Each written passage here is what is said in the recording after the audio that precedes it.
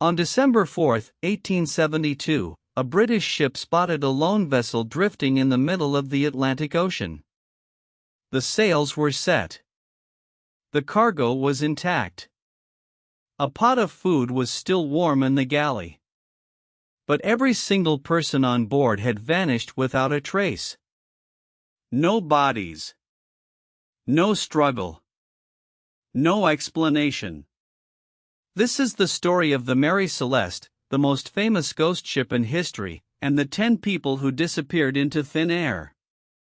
The Mary Celeste wasn't just any ship.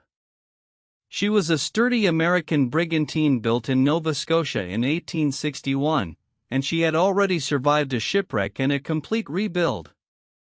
In November 1872, she set sail from New York Harbor bound for Genoa, Italy, carrying more than 1,700 barrels of industrial alcohol worth a fortune. On board were Captain Benjamin Briggs, his wife Sarah, their 2-year-old daughter Sophia, and 7 crew members. 10 souls in total. When the ship was found drifting a month later, not one of them was ever seen again. And here's the strangest part, the ship wasn't wrecked. She was completely seaworthy. The discovery let's set the scene. The Dei Grazia, a British brig, had left New York just 8 days after the Mary Celeste. Both ships were heading roughly the same direction, and the Dei Grazia's Captain Morehouse actually knew Captain Briggs personally. On December 4, 1872, about 400 miles west of Portugal, the Dei Grazia spotted a ship sailing an erratic course. When they hailed her, there was no answer. Morehouse sent 2 men across in a lifeboat to investigate. What they found made their blood run cold. The Mary Celeste was completely deserted. Her sails were partly set, her wheel was unmanned, and she was steering herself in slow circles through the open ocean. What they found on board, the boarding party searched every inch, and every detail raised more questions. The cargo of 1,700 barrels of alcohol was almost completely intact. The crew's personal belongings, their clothes, their pipes, even a precious sewing machine, were still in their quarters. There was about 3.5 feet of water in the hold, annoying but nowhere near enough to sink a ship. But the ship's only lifeboat was missing. The captain's navigational instruments were gone. And the ship's papers had vanished too. Here's the detail that still haunts historians. The last log entry was dated November 25, 9 days before the Dei Grazia found her. 9 days. The ship had drifted alone, completely empty, for over a week.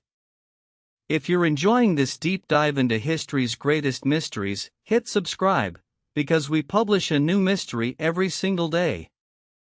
The investigation. When the Dei Grazia towed the Mary Celeste into Gibraltar, the authorities launched a formal investigation that dragged on for months. The Attorney General of Gibraltar, a man named Frederick Sully Flood, became convinced the crew had murdered the captain and his family in a drunken rage, then escaped in the lifeboat. He even tried to have the Dei Grazia's crew arrested, suspecting they staged the whole thing for a salvage payout. But the evidence didn't fit. There were no signs of violence anywhere on the ship. No blood, no weapons, no struggle.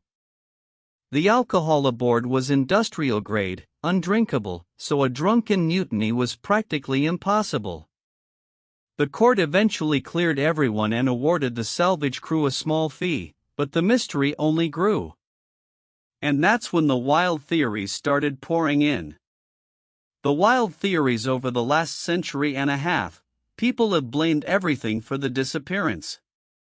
Sea monsters. Alien abduction. A giant squid that snatched the crew off the deck one by one. Some claimed a rogue waterspout, a tornado at sea, stripped the decks. Others insisted it was a seaquake that shook the vessel violently. There's even a theory that Briggs faked his own disappearance for insurance money. But here's the problem, the cargo was worth far more than the ship, so fraud made no sense, and there were no signs of an attack or supernatural event.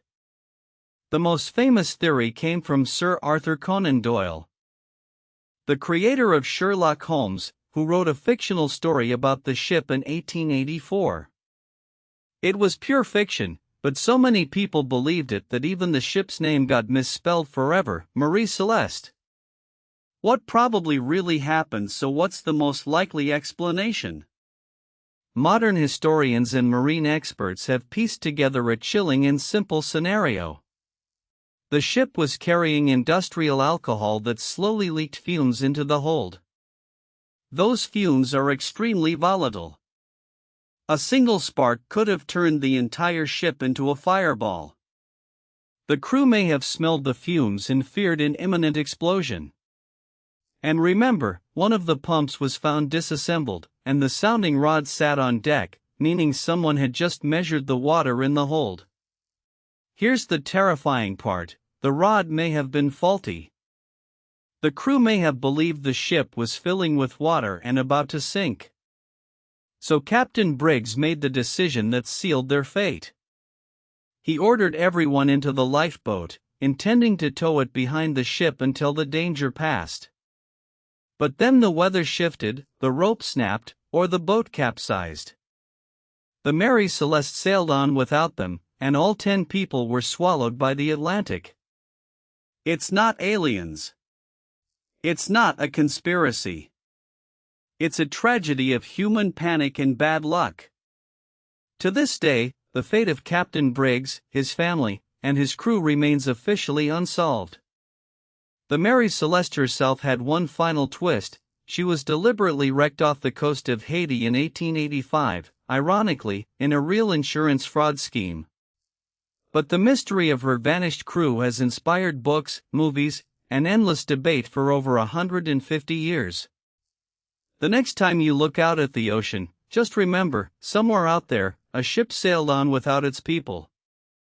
If you enjoyed this story, subscribe and turn on notifications, and tell us in the comments, what do you think really happened to the crew of the Mary Celeste? Thanks for watching, and I'll see you in the next one.